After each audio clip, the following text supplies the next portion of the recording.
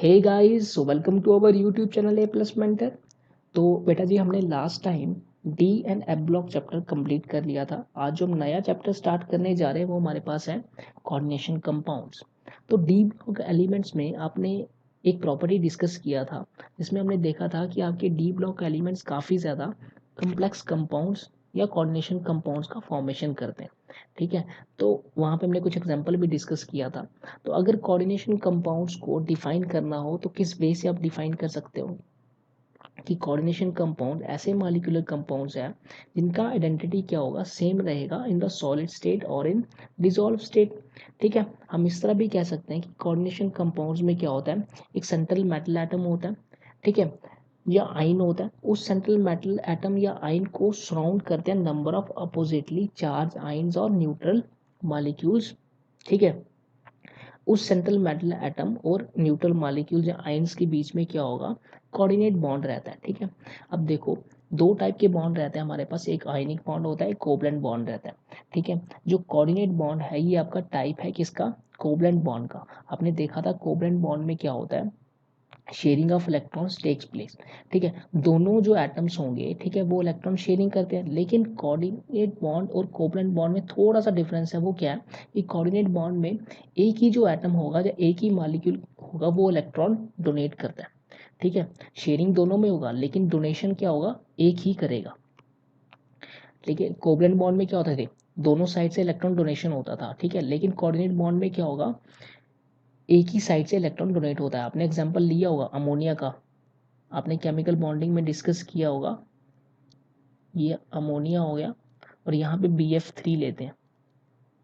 BF3 एक electron deficient compound है और अमोनिया के पास क्या रहते हैं, यहाँ पे लोन पेयर रहते हैं। ठीक है, अब देखो अमोनिया क्या करेगा, इस BF3 को अपने इलेक्ट्रॉन डोनेट कर देगा। ठीक है, और एक फॉर्मेशन करेगा एक कंपाउंड का through coordinate bond. Coordinate bond को हम इस एरो से रिप्रेजेंट करते हैं। ठीक है, यहाँ पे भी इस तरह का एरो, जिस इसी तरह का एरो दिया होगा तो वहां पे समझ लेना कि आपका कौन सा बॉन्ड फॉर्मेशन हुआ, कोऑर्डिनेट बॉन्ड। ठीक है, पता लग गया कि कोऑर्डिनेट बॉन्ड क्या होता है, कि वहां पे जो एक ही एटम या मॉलिक्यूल होगा वो इलेक्ट्रॉन डोनेट करेगा। ठीक है, उसके पास कुछ लोन पेयर होंगे, वो इलेक्ट्रॉन डोनेट करेगा किसको, इलेक्ट्रॉन डेफिशिएंट कंपाउंड को। ठीक है, तो अब देखो हमारे पास एग्जांपल क्या हो जाएगा कोऑर्डिनेशन कंपाउंड्स का, पोटेशियम फेरिसाइनाइड, पोटेशियम फेरोसाइनाइड। ठीक है, तो इसका फॉर्मूला क्या हो जाएगा हमारे पास, K4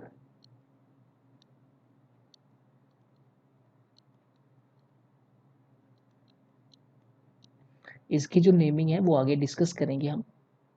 अब देखो कि कोऑर्डिनेशन कंपाउंड्स को हम डिस्कस क्यों करते हैं, पढ़ते क्यों हैं, तो आपने देखा होगा कि इसका काफ़ी ज़्यादा एप्लीकेशंस है हमारा डेली लाइफ में। हम एग्जांपल ले लेते हैं क्लोरोफिल।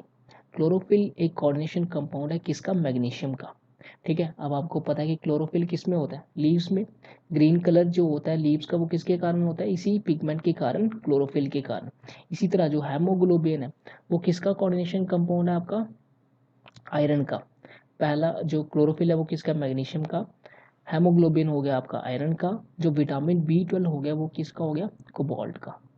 ठीक है, इसी तरह काफ़ी ज़्यादा जो मेटलर्जिकल प्रोसेसेस हैं, इंडस्ट्रियल कैटलिस्ट है, एनालिटिकल रीजेंट्स है, वहाँ पे काफ़ी ज़्यादा यूज़ होता है किसका, कोऑर्डिनेशन कंपाउंड्स का।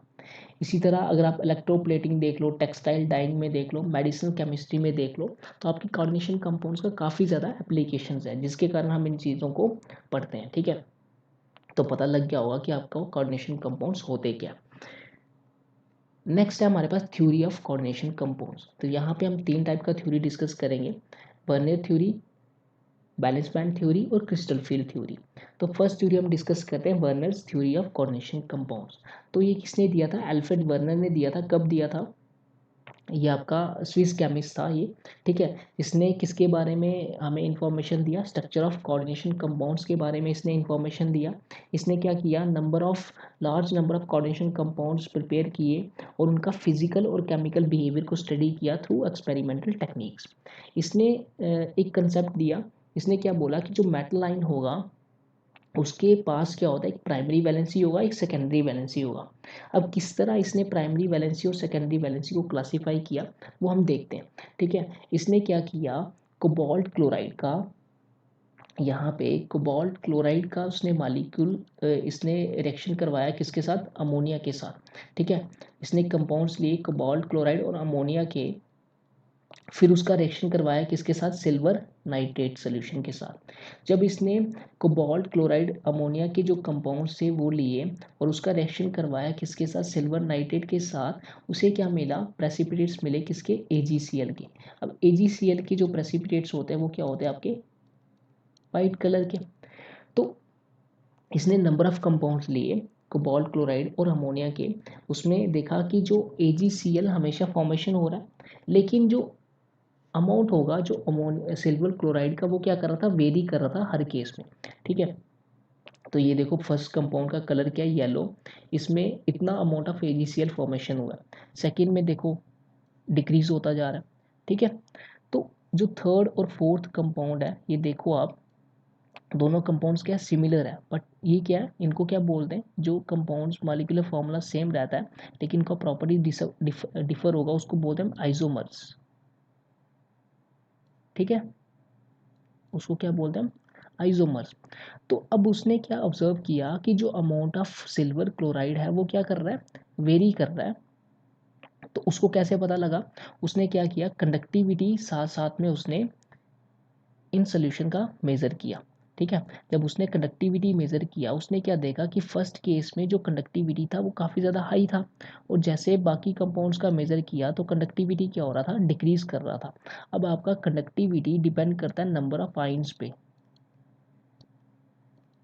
ठीक है, जितने नंबर ऑफ आइंस होंगे तो कंडक्टिविटी उतना ज़्यादा हाई होगा। तो फर्स्ट केस में क्लोराइड के कितने आइंस है, 3। सेकेंड केस में कितना, देखो 2 आइंस है। थर्ड केस में एक एक आइन है आपका क्लोराइड का। ठीक है, तो जैसे नंबर ऑफ आइंस क्या हो रहे हैं, डिक्रीज हो रहे हैं, तो आपका कंडक्टिविटी भी क्या हो रहा है, डिक्रीज होता जा रहा है। तो ये चीज़ उसने देखा यहाँ पे। अब इसी के बेसिस पे उसने क्या किया, क्लासीफाई किया प्राइमरी वैलेंसी और सेकेंडरी वैलेंसी में। ठीक है, प्राइमरी वैलेंसी और सेकेंडरी वैलेंसी में किसको, कोऑर्डिनेशन कंपाउंड्स को। उसने क्या बोला कि जो आपके प्राइमरी वैलेंसी होगी वो क्या होती है, वो एक्सप्लेन करती है किसके बारे में, ऑक्सीडेशन नंबर के बारे में। अब ऑक्सीडेशन नंबर तो आपने 11th में पढ़ा हुआ है। ऑक्सीडेशन नंबर क्या होता है कि जो सेंट्रल मेटल एटम पे कितना चार्ज है, ठीक है, उसको क्या बोला जाता है, ऑक्सीडेशन नंबर। तो ये जो प्राइमरी वैलेंसी होगी ये कौन सेटिस्फाई करेगी, जो आपके एनाइंस होंगे। ठीक है, जो आपके एनाइंस होंगे वो क्या करेंगे, प्राइमरी वैलेंसी को सेटिस्फाई करेंगे। ये जो प्राइमरी वैलेंसी होती है ये क्या होती है, आयोनाइजेबल होती है और नॉन डायरेक्शनल इन नेचर होता है। इसी तरह सेकेंडरी वैलेंसी हमें इंफॉर्मेशन देगी किसके बारे में, कोऑर्डिनेशन नंबर के बारे में।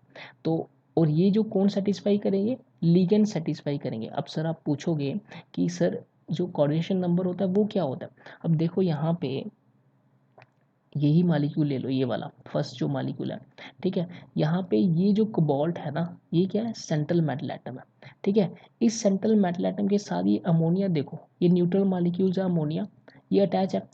इसको हम लिगेंड बोलते हैं, आगे पढ़ेंगे।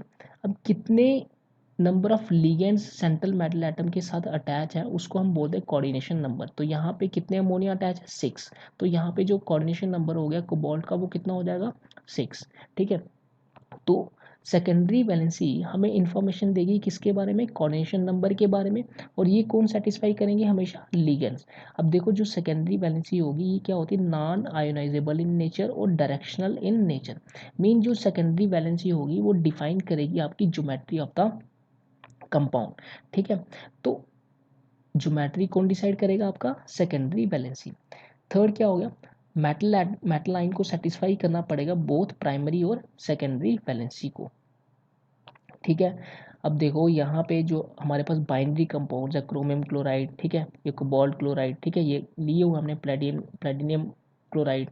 ठीक है, अब यहाँ पे देखो प्राइमरी वैलेंसी क्या है, 3, 2 और 2। मीन यहाँ पे जो क्रोमियम, कोबाल्ट और प्लेडियम का जो ऑक्सीडेशन नंबर होगा वो क्या होगा, +3 फर्स्ट केस में, +2 यहाँ पे और +2 इस केस में। ठीक है, तो यहाँ ये जो प्राइमरी वैलेंसी होगी कौन सेटिस्फाई करेगा, जो आपके एनाइंस होंगे। ठीक है, तो ये देखो एनाइंस जो कौन सेटिस्फाई कर रहा है, प्राइमरी वैलेंसी सेटिस्फाई करेंगे एनाइंस। इसी तरह पता लग गया आपको। तो ये तो था हमारा कोऑर्डिनेशन, वर्नियर कोऑर्डिनेशन थ्योरी। तो उसने क्या हमें कंसेप्ट दिया, प्राइमरी वैलेंसी और सेकेंडरी वैलेंसी के बारे में उसने हमें बताया। अब देखो फोर्थ पॉइंट क्या है कि जो ions group ions groups bound by the secondary linkage to the metal have characteristic spatial arrangements corresponding to different coordination number। तो आपने देखा कि जो सेकेंडरी वैलेंसी है जो लिंक कर रही है किसके साथ, सेंट्रल मेटल एटम के साथ, वो क्या करती थी, डिफाइन कर दिया आपकी ज्योमेट्री। ठीक है, कंपाउंड का वो डिफाइन करेगी ज्योमेट्री। तो दिस मीन कि जो आपके ग्रुप हैं, ठीक है, जो किसके साथ, मेटल एटम के साथ लिंकेज है, ठीक है ठीक है ठीक है, उनका क्या होगा, एक स्पेसिफिक अरेंजमेंट होगा, ठीक है, around the central metal atom. कौन से, जो आपके सेकेंडरी वैलेंसीज हैं, ठीक है, वो क्या करेंगी, एक definite pattern, definite arrangement form करेंगे around the central metal atom. उस स्पेशल अरेंजमेंट को हम क्या बोलते हैं, कोऑर्डिनेशन पॉलीहेड्रा। ठीक है, उस स्पेशल अरेंजमेंट को हम क्या बोलेंगे, कोऑर्डिनेशन हेड, पॉलीहेड्रा। इसी तरह हम देख सकते हैं कि जो आपके स्पीसीज होंगे ब्रैकेट के अंदर, ठीक है, जो आपके स्पीसीज होंगे स्क्वायर ब्रैकेट्स के अंदर, उसको उसने डिफाइन किया, उसको क्या बोला उसने, कोऑर्डिनेशन आइडेंटिटीज, कोऑर्डिनेशन एंटिटीज।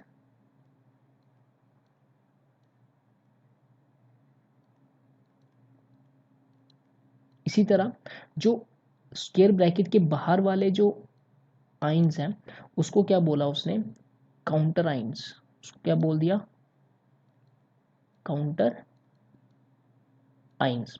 तो ब्रैकेट के जो अंदर है वो क्या हो जाएगा, कोऑर्डिनेशन एंटिटीज, और जो ब्रैकेट के बाहर है, स्क्वायर ब्रैकेट के बाहर है, उसको क्या बोला उसने, काउंटर आइंस। ठीक है, पता लग गया। नेक्स्ट हम देखेंगे difference between double salt and your complex. अब देखो डबल सॉल्ट क्या होते हैं। देखो डबल सॉल्ट क्या होता है, ये जो काफ़ी ज़्यादा स्टेबल होते हैं, कौन सी स्टेट में, सॉलिड स्टेट में, ठीक है, बट ये डिसोशिएट हो जाते हैं अपने आइंस में जब भी हम इसको सोल्यूशन में डिसॉल्व करते हैं। ठीक है, तो याद रखना कि जितने भी आपके पास जो डबल सॉल्ट होते हैं वो क्या होते हैं, स्टेबल होते हैं, ये एग्जिस्ट करते हैं सॉलिड स्टेट में। ठीक है, और क्या होता है कि डबल सॉल्ट क्या होते हैं आपके, डिसोशिएट हो जाते हैं आइंस में। लेकिन कम्प्लेक्स आइंस, हमने अभी बात किया कि कम्प्लेक्स आइन में क्या होता है, जो कोऑर्डिनेशन एंटिटीज होगा जो ब्रैकेट के अंदर होता है, ठीक है, ये कभी भी डिसोशिएट नहीं होगा आइंस में। ठीक है, ये कभी भी आइंस में डिसोशिएट नहीं होता। ये एक सबसे ज़्यादा डिफरेंस है किसके बीच में, डबल सॉल्ट और आपका कम्प्लेक्स आइंस के बीच में। जैसे हमने देखा मोर सॉल्ट, ठीक है, मोर सॉल्ट का जो फॉर्मूला होता है वो हमारे पास क्या होता है, FeSO4 into NH4 twice SO4 into 6 time water of crystallization. तो ये पता ना कि इसको क्या बोलते हैं, वाटर ऑफ क्रिस्टलाइजेशन। अब यहाँ पे ये फॉर्मूला हो गया आपका मोहर सॉल्ट का। अब जब मोहर सॉल्ट को हम डिसॉल्व करते हैं वाटर में, ये क्या करता है, हमें आयंस में देता है किसके, आयरन 2 पॉजिटिव, NH4 पॉजिटिव और सल्फेट 2 नेगेटिव के। ठीक है, इसी तरह पोटैश एलम कर्नालाइट को जब आप ये सारे क्या होते हैं, डिसोशिएट हो जाते हैं आइंस में। लेकिन कम्प्लेक्स आइन में देखो, अब ये जो ये वाला हमारे पोटेशियम फेरोसाइनाइड है, ये जब डिसोशिएट होगा ये क्या दे देगा हमें, पोटेशियम आइंस होगा, और ये कोऑर्डिनेट एंटिटी मिल जाएगा। ठीक है, ये देखो अगर हम इसको डिसोशिएट करते हैं तो क्या मिलेगा, ये देखो,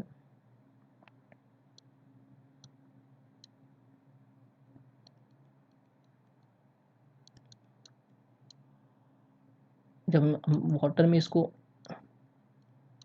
तो ये क्या करेगा हमें, potassium ions plus Fe cyanide 6 और 4 नेगेटिव। अब देखो ये वाला जो पार्ट है इसको हमने क्या बोला, कोऑर्डिनेशन एंटिटी, ये कभी भी डिसोशिएट नहीं होता। ठीक है, तो ये एक बड़ा डिफरेंस होता है आपका कम्प्लेक्स साइंस और आपका डबल सॉल्ट के बीच में। पता लग गया। ठीक है, नेक्स्ट है हमारे पास कुछ टर्म्स हैं जिनको पता होना ज़रूरी है। तो सबसे पहले हम देखेंगे कोऑर्डिनेशन एंटिटी, जो मैंने आपको बता दिया कि कोऑर्डिनेशन एंटिटी क्या होता है। ठीक है। It is an electrically charged species in which a central metal atom ion is surrounded by the number of ions are the neutral molecules. तो सेंट्रल मेटल एटम होगा, उसके साथ क्या होते हैं, नंबर ऑफ आयन्स या आपके न्यूट्रल मॉलिक्यूल्स अटैच होंगे, तो उसको हम क्या बोलते हैं, कोऑर्डिनेशन एंटिटी। इसी तरह ये दो टाइप का रहता है, एक तो कैटायनिक कम्प्लेक्स एंटिटी और एनायनिक कम्प्लेक्स एंटिटी। अगर तो आपका चार्ज क्या है, पॉजिटिव चार्ज है, ठीक है, तो अगर आपके कोऑर्डिनेशन एंटिटी पे पॉजिटिव चार्ज है तो उसको हम क्या बोलेंगे, कैटायनिक कम्प्लेक्स। अगर उसके पास नेगेटिव चार्ज है तो हम क्या बोलेंगे, उसके पास एनायनिक कम्प्लेक्स एंटिटी। तो यहाँ पे देखो +2 चार्ज है, यहाँ पे 4 नेगेटिव है, तो उसके बेसिस पे हम इसको डिफाइन कर रहे हैं, ठीक है। इसके बाद सेंट्रल मेटल एटम आइन, तो वो तो आपको पता है कि यहाँ पे इस कोऑर्डिनेशन एंटिटी में सेंट्रल मेटल एटम क्या है, प्लेटिनियम, यहाँ पे क्या है, आयरन, ठीक है। द एटम और ion to which a fix number of ions a group are bound is called as your central metal atom और आयन। जो सेंट्रल मेटल एटम होता है वो क्या करता है, ल्यूइस एसिड एक्ट करता है, ठीक है, वो क्या करेगा, ल्यूइस एसिड एक्ट करता है। अब देखो एक चीज, देखो याद रखो कि सबसे पहले कंडीशन, नेसेसरी कंडीशंस क्या होती है कोऑर्डिनेशन कंपाउंड्स के लिए, ठीक है। तो कोऑर्डिनेशन कंपाउंड्स के केस में क्या होता है कि जो सेंट्रल मेटल एटम आयन होता है उसके पास क्या होने चाहिए, वेकेंट ऑर्बिटल्स होंगे, ठीक है। तो ल्यूइस एसिड आपको पता ही है, ठीक है, जिनके पास इलेक्ट्रॉन का क्या होता है, कमी होगा, ठीक है। तो ये क्या करते हैं, आपका सेंट्रल मेटल एटम जो होता है उसको हम क्या बोलते हैं, ल्यूइस एसिड भी बोलते हैं, क्यों, क्योंकि इनके पास इलेक्ट्रॉन डेफिशिएंट कंपाउंड्स है वो। तो सेंट्रल मेटल आयन के पास क्या होने चाहिए, वेकेंट ऑर्बिटल्स होने चाहिए। और जो आपके लिगेंड्स होते हैं, ठीक है, उनके पास क्या होना चाहिए, लोन पेयर ऑफ इलेक्ट्रॉन्स होने चाहिए, ताकि वो क्या करेंगे कि वो इलेक्ट्रॉन डोनेट कर सकें किसको, सेंट्रल मेटल एटम को, ठीक है। तो पता लग गया कि सेंट्रल मेटल एटम आयन, और आयन को हम क्या बोलते हैं, ल्यूइस एसिड भी इसको बोला जाता है। इसी तरह हम लीगेंड्स आगे, लीगेंड्स क्या होता है, ये क्या होता है, इलेक्ट्रॉन डोनेटिंग स्पीसीज होते हैं। इनके पास इलेक्ट्रॉन, ये इलेक्ट्रॉन डेफिशिएंट कंपाउंड्स नहीं होते, इनके पास काफ़ी ज़्यादा इलेक्ट्रॉन रहता है, ठीक है। इसलिए कि ये क्या करते हैं कि ये इलेक्ट्रॉन डोनेट करते हैं किसको, सेंट्रल मेटल एटम को, ठीक है। ये न्यूट्रल भी हो सकते हैं, पॉजिटिव चार्ज भी हो सकते हैं, और नेगेटिव चार्ज भी आपके लीगेंड्स हो सकते हैं। तो याद रखना लीगेंड्स आपके क्या हो जाएंगे, जिनके पास वो क्या होता है, इलेक्ट्रॉन डोनेटिंग स्पीसीज होते हैं। इसी तरह डोनर एटम, डोनर एटम आपका पता ही लग गया आपको, लीगेंड जो होंगे वो क्या होंगे, डोनर एटम हो जाएंगे। An atom of the ligand attach directly to the metal is called as donor atom. अब लीगेंड्स के अंदर क्या होता है, कुछ एटम्स होंगे, ठीक है, वो क्या करेंगे, इलेक्ट्रॉन डोनेट करेंगे, उसको हम क्या बोलेंगे, डोनर एटम बोल देंगे, ठीक है। नेक्स्ट आ गया कोऑर्डिनेशन नंबर। तो कोऑर्डिनेशन नंबर मैंने आपको बता दिया कि जितने नंबर ऑफ लीगेंड्स होंगे वो क्या हो जाएगा, उसका कोऑर्डिनेशन नंबर हो जाएगा। तो यहाँ पे देखो इस केस में कोऑर्डिनेशन नंबर क्या है, प्लेटिनियम का 4, क्योंकि नंबर ऑफ लीगेंड्स क्या है, कितने अटैच है इसके साथ, अमोनिया कितने अटैच है, 4। इस केस में कोऑर्डिनेशन नंबर क्या हो गया, 6 हो गया, क्योंकि आयरन के साथ कितने लीगेंड्स अटैच है, 6, ठीक है। फिर हो गया कोऑर्डिनेशन स्फीयर। तो कोऑर्डिनेशन स्फीयर, जो कोऑर्डिनेशन एंटिटी जो स्क्वायर ब्रैकेट के अंदर लिखा गया है उसको हम क्या बोलते हैं, कोऑर्डिनेशन स्फीयर, ठीक है। The central metal atom ion and the ligands attached to it are enclosed in square bracket are collectively termed as coordination sphere. इसी तरह काउंटर आयंस क्या होंगे, जो ions outside the coordination sphere है उसको क्या बोलते हैं, काउंटर आयंस। आपने देख ही लिया, हमने पीछे एग्जांपल देखा अभी यहाँ पे, ये देखो पोटेशियम फेरोसाइनाइड, ये क्या हो गया, ये काउंटर आयंस हो गए, और ये आपका कोऑर्डिनेशन ब्रैकेट के अंदर कोऑर्डिनेशन स्फीयर और कोऑर्डिनेशन एंटिटी। इसी तरह कोऑर्डिनेशन पॉलीहेड्रॉन, तो ये भी हमने देखा कि जो आपके लिगेंड्स होते हैं वो क्या करेंगे, सेंट्रल मेटल एटम के अराउंड एक डेफिनेट ज्योमेट्री होता है उनका, ठीक है, एक स्पेशल अरेंजमेंट होगा, ठीक है, उसको क्या बोलते हैं, कोऑर्डिनेशन पॉलीहेड्रा, ठीक है, जब कोऑर्डिनेशन पॉलीहेड्रॉन। तो मोस्ट कॉमन जो इनका ज्योमेट्री रहता है वो क्या है, ऑक्टाहेड्रल, स्क्वायर प्लेनर और टेट्राहेड्रल, ठीक। नेक्स्ट है आपके पास charge on the complex sign. अब देखो चार्ज किस तरह फाइंड करोगे, हम अलजेब्रिक सम करेंगे किसका, जो लिगेंड्स के ऊपर चार्ज होगा, जो आपके सेंट्रल मेटल एटम के ऊपर जो चार्ज होगा, जब हम उनका सम करेंगे तो वो हमें क्या दे देगा, चार्ज ऑन द कम्प्लेक्स आइन, ठीक है। नेक्स्ट हमारे पास डेंटिसिटी। अब देखो डेंटिसिटी पढ़ने से पहले हम थोड़ा लीगेंड्स को फिर से हम डिस्कस करेंगे। अब देखा था कि लीगेंड तो आपको पता लग गया क्या होता है। अब लीगेंड को फर्दर क्लासीफाई किया जाता है यूनिडेंटेंट लीगेंड्स को, बाईडेंटेंट और पॉलीडेंटेंट लीगेंड में। ठीक है, अब देखो यूनिडेंटेंट जो लिगेंड होंगे, ठीक है,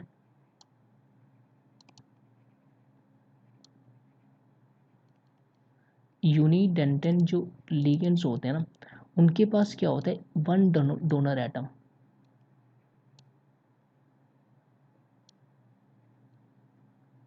वन डोनर एटम। तो अब देखो हमारे पास एग्जांपल क्या होगा, जैसे वाटर के H2O, तो यहाँ पे जो डोनर एटम वो क्या है, ऑक्सीजन। इसी तरह अमोनिया NH3, यहाँ पे डोनर एटम क्या है, नाइट्रोजन। इसी तरह आप हेलाइड आयन ले लो, ठीक है, हेलाइड आयन में क्या हो जाएगा, फ्लोराइड नेगेटिव, क्लोराइड नेगेटिव, ठीक है, Br नेगेटिव। तो यहाँ पे आपके जो डोनर एटम वो क्या है, फ्लोराइड, क्लोराइड और ब्रोमाइड। इसी तरह आप ले सकते हो ऑक्साइड आयन, ठीक है, उसमें क्या हो गया, O2 negative, sorry oxygen 2 negative. तो ये आपका क्या हो जाएगा, इसमें क्या है, आपके यूनिडेंटेंट लिगेंड्स है, जिसमें क्या हो जाएगा, ओनली वन डोनर एटम। इसी तरह हमारे पास क्या होते हैं, बाईडेंटेंट। बाईडेंटेंट लिगेंड्स क्या होंगे, जिसमें दो डोनर एटम होंगे, इसमें क्या होते हैं, टू डोनर एटम्स। तो आप एग्जांपल ले सकते हो इथाइलिन डाइमाइन,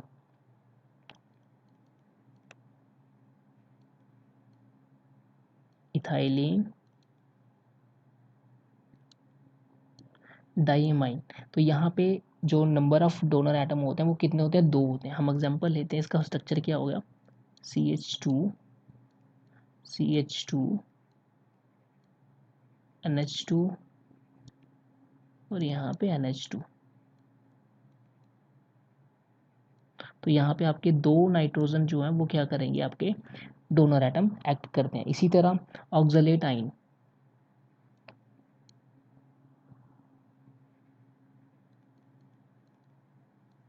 ऑक्सलेट आइन का फॉर्मूला क्या होगा, CO नेगेटिव, CO नेगेटिव। तो यहाँ पे जो नंबर ऑफ डोनर एटम कितने होंगे, दो।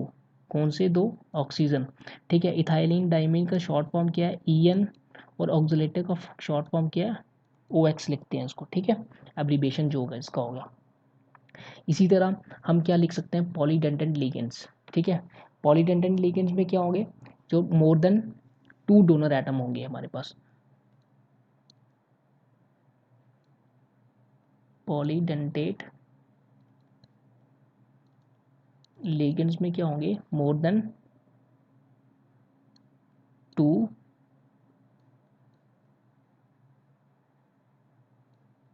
डोनर एटम्स, ठीक है। तो यहाँ पे एग्जांपल हमारे पास क्या होता है, डाई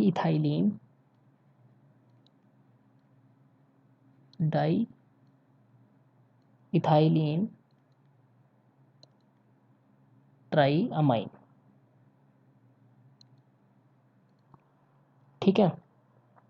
तो इसका जो फॉर्मूला होगा वो हमारे पास क्या होता है, इस तरह रहता है, CH2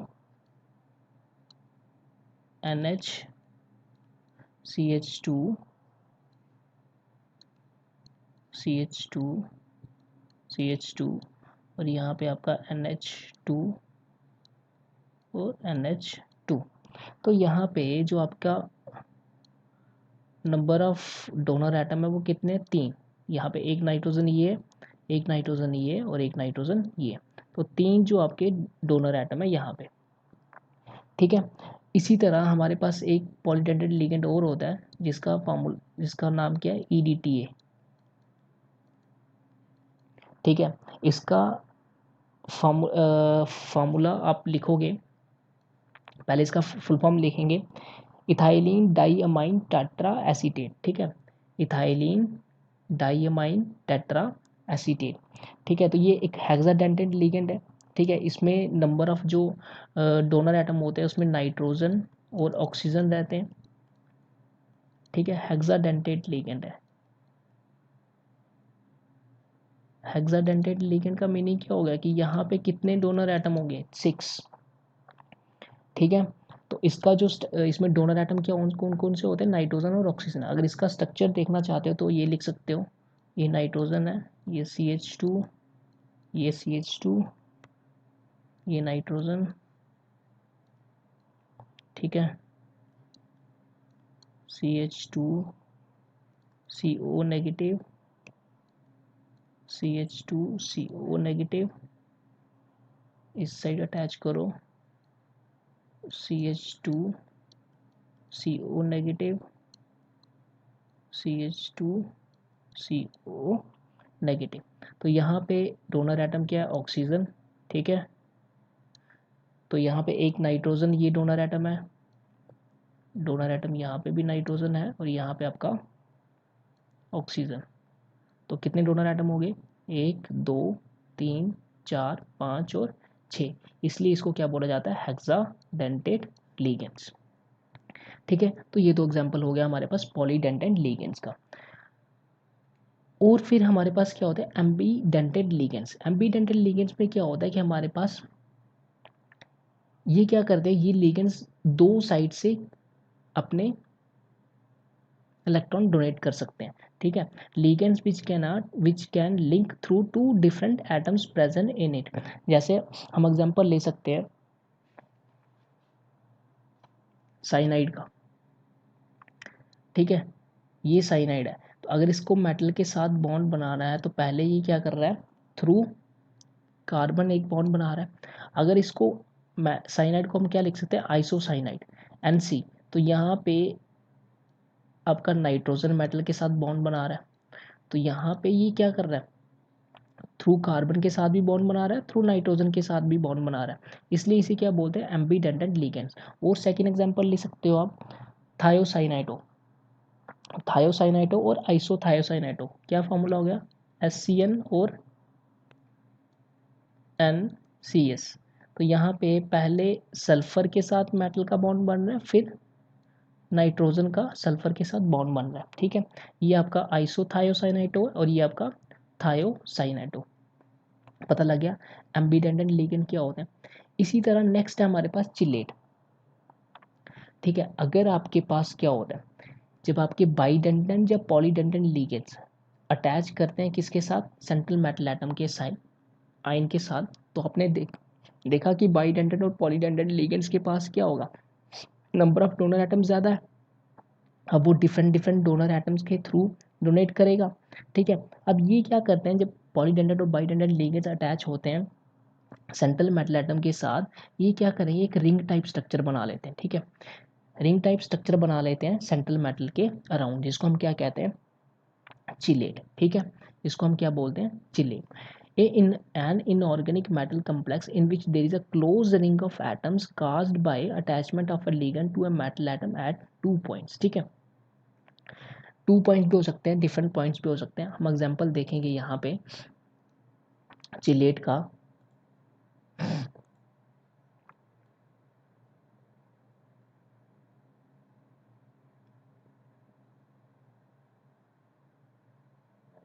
तो यहाँ पे हम एग्जांपल देखेंगे चिलेट का।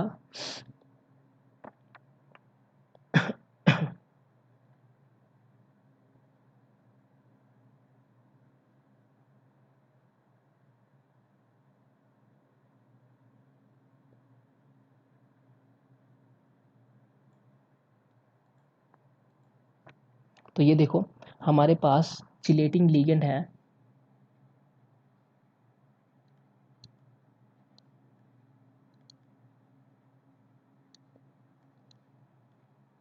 CH2